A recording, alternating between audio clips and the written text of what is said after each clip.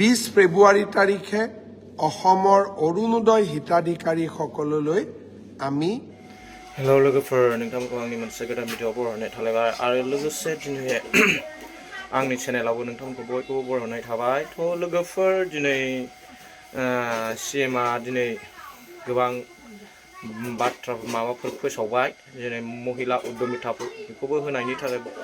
फोसावदों 20 तारिखआव 5000 होनो होननानै फोसावदों आरो लोगोसे बिहुनि स्पेशल गिफ्ट होननानै 3000 पास खालामनानै 8000 होनो थाखाय 20 तारिखआव फेब्रुवारि 20 तारिखआव खालामनाय जाबाय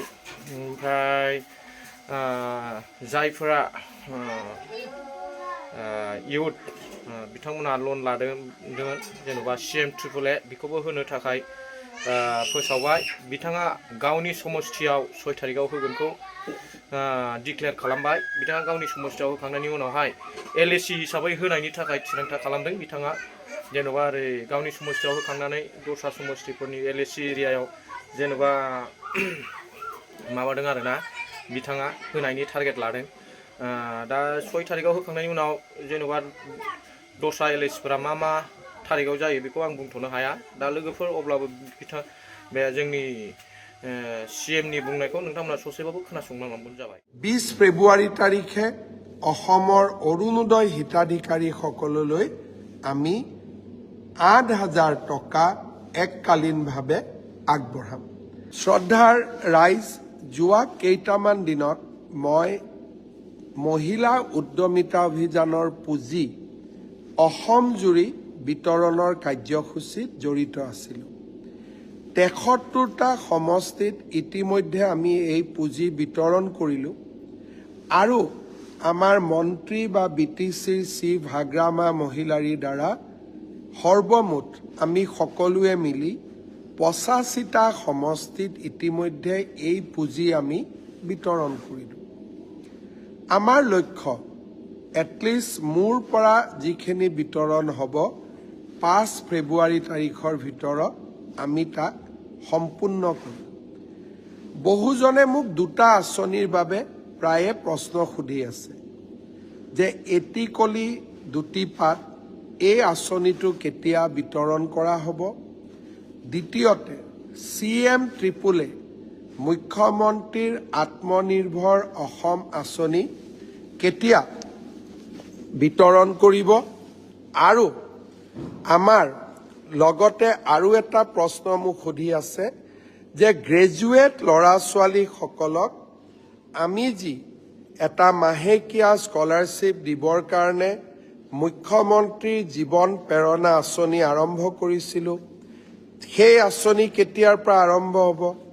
ৰিচাৰ্চ স্কলাৰসকলৰ বাবে আমি যি আঁচনি গ্ৰহণ কৰিছিলোঁ সেই আঁচনি কেতিয়াৰ পৰা আৰম্ভ হ'ব মই এটাকৈ আটাইকেইটা আঁচনিৰ বিষয়ে আপোনালোকক জনাব খুজিছোঁ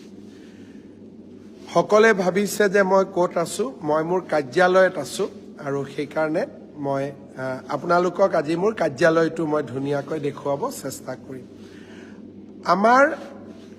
এটিকলি দুটি পাত যাৰ জৰিয়তে অসমৰ চাহ শ্ৰমিকসকলক 200 বছৰীয়া সফলভাৱে উদ্যোগটি পৰিচালনা কৰাৰ বাবে আমি অভিনন্দন জনাম এই কাৰ্যসূচীটো আমি অহা 25 জানুৱাৰী তাৰিখৰ পৰা আৰম্ভ কৰিম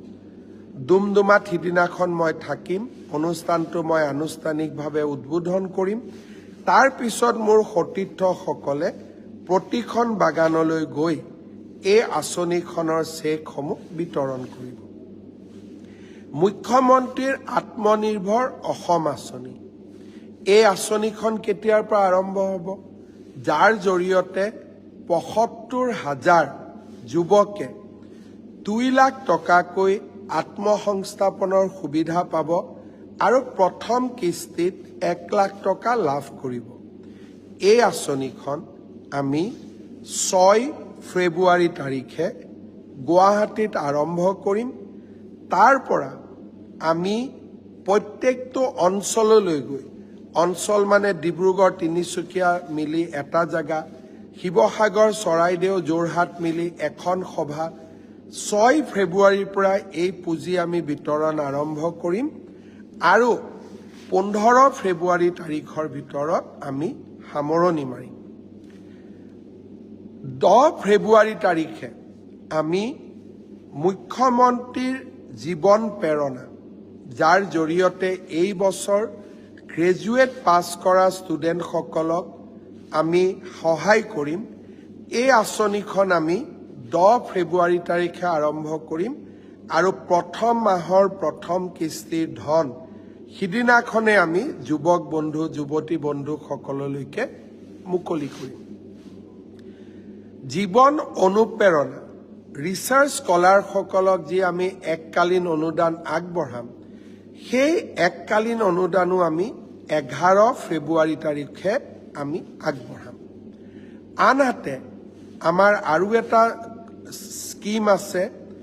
ফাৰ্মাৰ প্ৰডিউচাৰ কোম্পানী FPC সকলকো আমি এটা উদগনিমূলক অনুদান আগবঢ়োৱাৰ বাবে ঘোষণা কৰিছিলোঁ। এই আঁচনিটো আমি 15 ফেব্ৰুৱাৰীৰ আগতে আমাৰ ফাৰ্মাৰ প্ৰডিউচাৰ কোম্পানী বা FPC সকলক আমি নিমন্ত্ৰণ কৰি এই আঁচনিটো আমি সম্পূৰ্ণ কৰিম। অৰ্থাৎ এটা এটাকৈ আমি আমাৰ যিমানবিলাক আমি আঁচনি ঘোষণা কৰিছিলোঁ, এই গোটেইবিলাক আঁচনি আমি অহা 15 ফেব্ৰুৱাৰীৰ ভিতৰত আমি সামৰণি মাৰিম। 20 ফেব্ৰুৱাৰী তাৰিখে অসমৰ অৰুণোদয় হিতাধিকাৰীসকললৈ আমি 8,000 টকা এককালীনভাৱে আগবঢ়াম।